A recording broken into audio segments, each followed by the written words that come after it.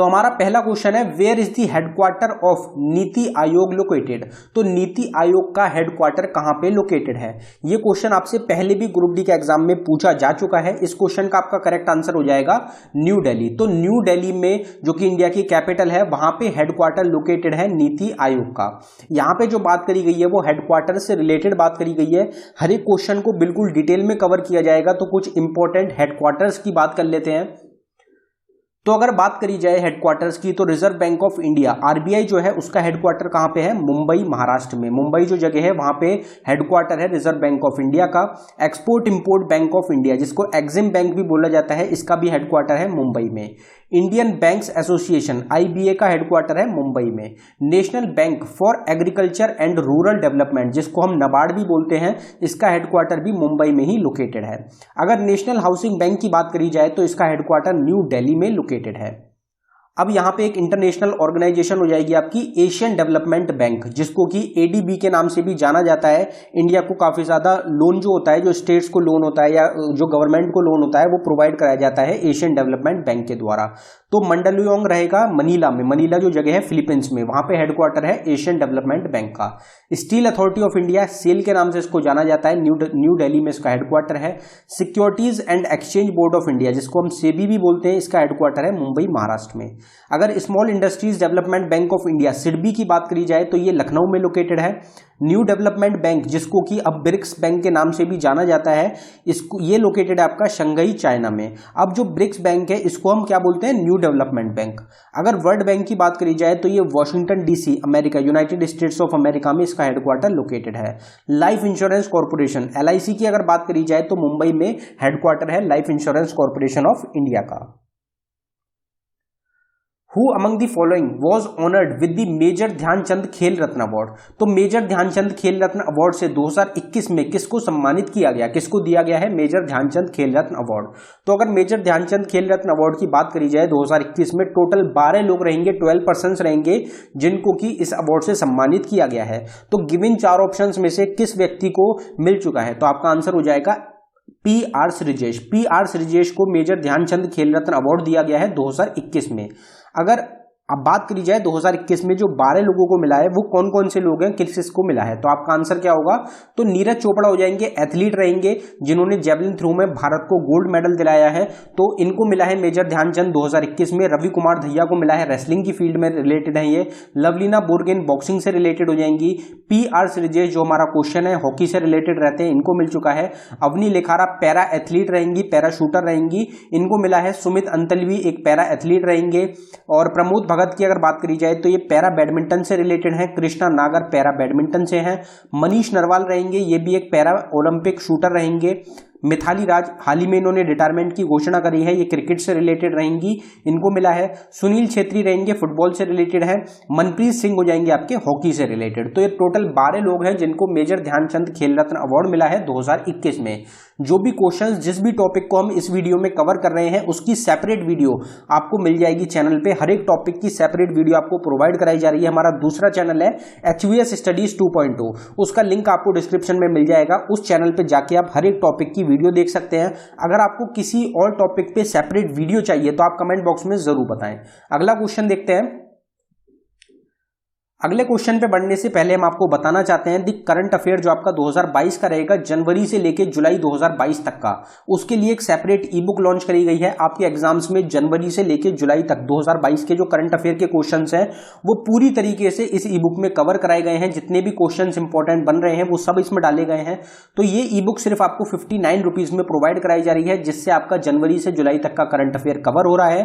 काफी इंपॉर्टेंट हो जाएगी क्योंकि इसमें 1300 प्लस करंट अफेयर के क्वेश्चंस हैं। जनवरी से लेके जनवरी, फरवरी, मार्च, अप्रैल, मई, जून और जुलाई 7 मंथ के करंट अफेयर रहेंगे जो कि आपको पूरी डिटेल में कवर कराए गए हैं। ये ई बुक जो रहेगी ये अवेलेबल है बाइलिंगुअल लैंग्वेज में, हिंदी और इंग्लिश में, दोनों में ये प्रोवाइड कराई गई है। अगर आप इंटरेस्टेड हो तो लिंक आपको डिस्क्रिप्शन में प्रोवाइड कराया गया है, आप डिस्क्रिप्शन में जाके इसको बाय कर सकते हैं।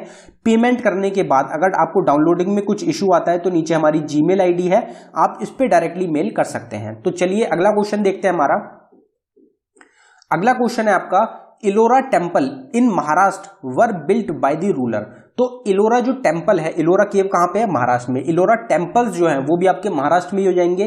तो वो किसके द्वारा बनवाए गए? जो इलोरा टेम्पल्स हैं वो किसने बनाए थे, कौन से रूलर के द्वारा बनवाए गए? तो आपका आंसर क्या होगा? आपका आंसर हो जाएगा राष्ट्रकूटा। राष्ट्रकूटा जो रूलर रहेगा उनके द्वारा जो इलोरा टेम्पल्स हैं इनको महाराष्ट्र में बनवाया गया था, बिल्ड करवाया गया था। अब यहाँ पे टेम्पल्स और उनके जो बिल्डर्स रहेंगे किसके द्वारा बनवाया गया, ये क्वेश्चन इस टॉपिक में रहा है। तो इस टॉपिक की बात कर लेते हैं, कुछ इंपॉर्टेंट क्वेश्चंस देखते हैं टेम्पल, कुछ इंपॉर्टेंट जो रहेंगे।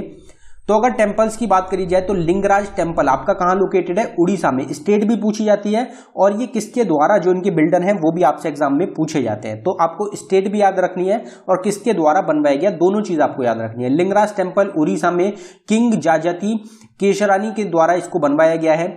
जगन्नाथ टेम्पल उड़ीसा में लोकेटेड है, अनंत वर्मन देवा के द्वारा इनको बनवाया गया है। खजुराहो टेम्पल्स रहेंगे, काफी एग्जाम्स में पूछे जाते हैं, मध्य प्रदेश में लोकेटेड है। चंदेला किंग्स के द्वारा इसको बनवाया गया है। सन टेम्पल रहेगा जिसको हम कोणार्क सन टेम्पल के नाम से भी जानते हैं, ये भी आपका उड़ीसा में लोकेटेड है। और किंग नरसिंह देव फर्स्ट रहेंगे जिनके द्वारा इसको बनवाया गया था। टेराकोटा टेम्पल अलग अलग स्टेट्स में लोकेटेड है, लेकिन यहाँ पे वेस्ट बंगाल वाले टेराकोटा टेम्पल की बात करी गई है, तो ये माला किंग्स के द्वारा इसको बनवाया गया था। बृहदीश्वरा टेम्पल रहेगा तमिलनाडु में लोकेटेड है। राजा राजावन जो कि चोला एम्पायर से रिलेटेड है उनके द्वारा इसको बनवाया गया था, ये भी एग्जाम्स में पूछा जाता है। कामाख्या टेम्पल असम में लोकेटेड है, मिलेचा डायनेस्टी के रूलर्स थे उनके द्वारा इसको बनवाया गया था, फिर ये डिस्ट्रॉय हो गया था, फिर दोबारा रिबिल्ड करा गया था। तो जो दोबारा रिबिल्ड करे गए थे उसकी बात हम नहीं कर रहे, जो पहले जिन्होंने बनाया था उसकी बात यहाँ पे करी जा रही है। अगर रंगनाथ स्वामी टेम्पल की बात करी जाए तो ये तमिलनाडु में लोकेटेड है। धर्मवर्मन चोला एम्पायर के रूलर रहेंगे, इनके द्वारा इसको बनवाया गया था। दिलवरा जैन टेम्पल्स जो कि माउंट आबू में लोकेटेड है, ये आपका राजस्थान में लोकेटेड रहेगा, विमल शाह के द्वारा इसको बनवाया गया था। महाबलीपुरम टेम्पल है, ये आपका तमिलनाडु में है, ये भी आपका नरसिम्हा वर्मन फर्स्ट के द्वारा ही बनवाया गया था। काली टेम्पल एक आपका वेस्ट बंगाल स्टेट में, ये रानी रश्मुनी के द्वारा बनवाया गया था। एंकर वॉट का जो टेम्पल है, जो कि हिंदू टेम्पल जो है, जो दुनिया का सबसे बड़ा हिंदू टेम्पल है, वो है आपका एंकर वॉट टेम्पल, ये आपका कंबोडिया जो कंट्री है वहां पे लोकेटेड है। राजा सूर्यवर्मन सेकंड के द्वारा इस टेम्पल को बनवाया गया था। जो टेम्पल्स है उसकी सेपरेट वीडियो आपको हमारे दूसरे चैनल पे मिल जाएगी। अगला क्वेश्चन देखते हैं, which of the following non metal catches fire if it is exposed to air? तो कौन सा नॉन मेटल है जो कि फायर पकड़ लेता है, आग पकड़ लेता है अगर वो एक्सपोज होता है एयर के साथ? तो ऐसा कौन सा नॉन मेटल रहेगा? तो आपका आंसर क्या हो जाएगा? आपका आंसर हो जाएगा फॉस्फोरस। फॉस्फोरस एक ऐसा नॉन मेटल होता है जो कि अगर हम उसको एयर की प्रेजेंस में ले आते हैं, अगर एयर के साथ उसको एक्सपोज किया जाता है, तो वो जो होता है, जो फॉस्फोरस होता है, वो आपका आग पकड़ लेता है। नाइट्रोजन हमारे एटमॉस्फेयर में प्रेजेंट है तो ये आग नहीं पकड़ सकता। यूरेनियम काफी यूज किया जाता है किसमें? एटम्स में, तो ये भी आपका अलग हो जाता है। सल्फर हो गया, सल्फर भी नहीं आपका आग पकड़ सकता एयर की प्रेजेंस में। तो आपका आंसर हो जाएगा फॉस्फोरस।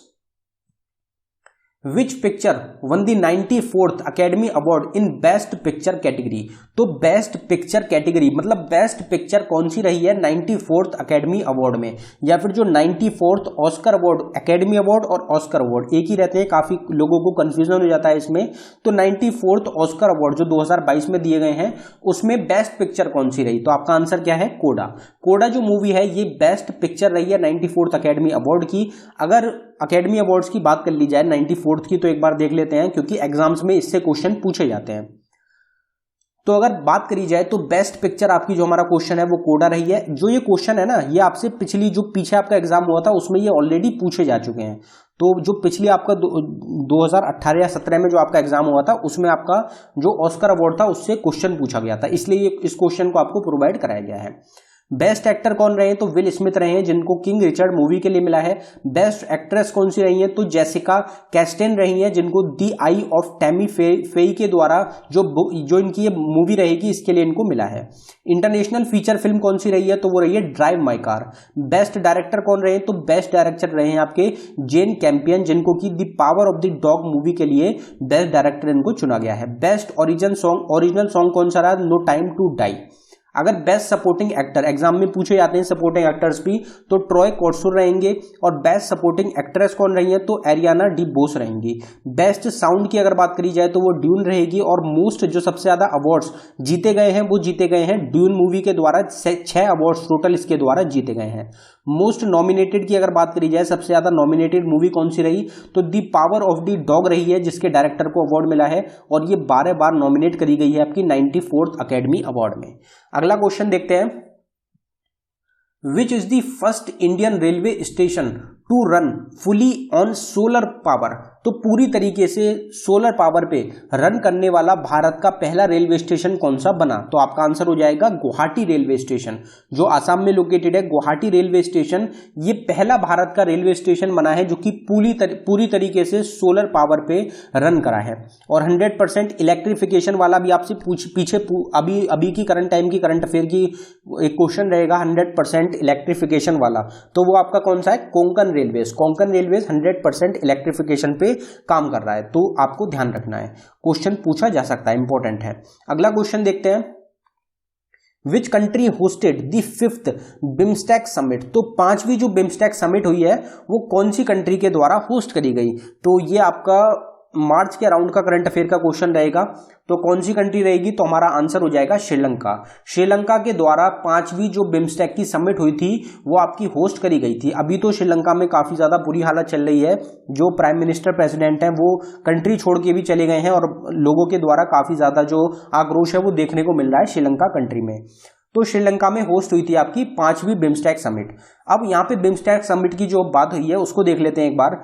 तो अगर बात करी जाए इस समिट की, तो ये जो समिट हुई थी आपकी मार्च के करीब हुई थी, लेकिन अब जो टेक ओवर किया है, जो बिम्स्टेक समिट है उसको जो टेक ओवर किया गया है वो थाईलैंड के द्वारा कर लिया गया है। अब जो बिम्स्टेक की समिट हो रही है, अब जो करंट टाइम में 2022 में हो रही है, वो आपकी थाईलैंड में ऑर्गेनाइज करी जाएगी। अगर बिम्स्टेक की बात करी जाए तो इसकी फुल फॉर्म क्या होती है, तो Bay of Bengal initiative for multi sectoral technical and economic cooperation, ये फुल फॉर्म है बिम्स्टेक की। बिम्स्टेक का हेडक्वार्टर है ढाका, बांग्लादेश में लोकेटेड। सेक्रेटरी जनरल कौन है करंट टाइम में, तो तेंजिन लेकफेल रहेंगे भूटान कंट्री से। इस्टेब्लिश कब हुआ था बिम्स्टेक, तो 6 जून 1997 में इस्टेब्लिश किया गया था बिम्स्टेक को। मेंबर कंट्रीज कौन कौन सी हैं, तो बे ऑफ बंगाल से रिलेटेड जो बे ऑफ बंगाल के करीब जितनी भी कंट्रीज रहेंगी वो सब मेंबर कंट्रीज आपकी बिम्स्टेक ऑर्गेनाइजेशन की। जो कंट्रीज होती हैं ऑर्गेनाइजेशन की वो आपसे एग्जाम्स में डायरेक्ट पूछी जाती हैं। अगर बात करी जाए तो कौन कौन सी कंट्रीज हैं, तो बांग्लादेश, भूटान, इंडिया, फिर आती है म्यांमार, नेपाल, श्रीलंका और थाईलैंड। ये टोटल आपकी कंट्रीज रहेंगी 7 कंट्री जो कि मेंबर कंट्रीज हैं बिम्स्टेक ऑर्गेनाइजेशन की। अगला क्वेश्चन देखते हैं, which city will host NATO summit in 2022।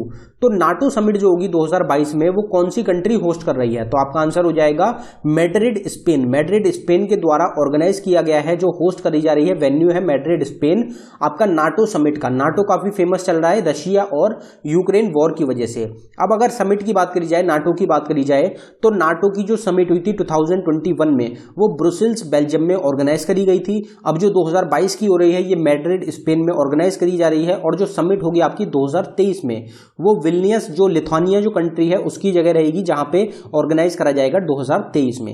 NATO organisation की बात हुई है, इसकी फुल फॉर्म होती है North Atlantic Treaty Organization. Headquarter कहां पे है, तो ब्रुसेल्स बेल्जियम में हेडक्वार्टर है। सेक्रेटरी जनरल है करंट टाइम में जेंस स्टोल्टनबर्ग। एग्जाम में पूछे जा सकते हैं, इनका जो कार्यकाल है वो अभी हाल ही में पीछे ही एक्सटेंड भी करा गया है। इस्टेब्लिशमेंट कब हुई थी, तो 4 अप्रैल 1949 को इस्टेब्लिश हुआ था नाटो। मेंबर कितनी कंट्रीज हैं, तो 30 मेंबर कंट्रीज है नाटो ऑर्गेनाइजेशन में। Who among the following is the first para athlete to be honoured with the Padma Bhushan award. तो ग्रुप डी के एग्जाम में एक बार ये क्वेश्चन आपको 100% देखने को मिलेगा, काफी इंपॉर्टेंट क्वेश्चन है कि पहले पैरा एथलीट, इंडिया के पहले पैरा एथलीट कौन बने हैं जिनको कि पद्म भूषण अवार्ड से सम्मानित किया गया है। तो इस क्वेश्चन का आपका करेक्ट आंसर हो जाएगा देवेंद्र झांझरिया। देवेंद्र झांझरिया पहले ऐसे पैरा एथलीट बने हैं इंडिया के जिनको कि पद्म भूषण अवार्ड से सम्मानित किया गया है। आज से पहले किसी भी पैरा एथलीट को पद्म भूषण अवार्ड नहीं मिला है, ये पहले हो जाएंगे, इसलिए काफी इंपॉर्टेंट हो जाते हैं। तो दोस्तों ये था हमारी वीडियो का आखिरी क्वेश्चन। अगर आपको वीडियो पसंद आई हो वीडियो को लाइक करें। अगर आपने अभी तक चैनल को सब्सक्राइब नहीं किया है तो आप चैनल को जरूर सब्सक्राइब कर लें। डेली एनालिसिस आपको हमारे चैनल पे प्रोवाइड कराई जा रही है और साथ ही साथ जो एक्सपेक्टेड क्वेश्चंस है उसकी ये सीरीज चलाई जा रही है जिसमें मोस्ट इंपॉर्टेंट एक्सपेक्टेड क्वेश्चंस आपके एग्जाम्स के लिए प्रोवाइड कराए जा रहे हैं। तो आप इसको जरूर फॉलो करें, आपके एग्जाम्स में आपको काफी ज्यादा मदद मिलेगी। धन्यवाद।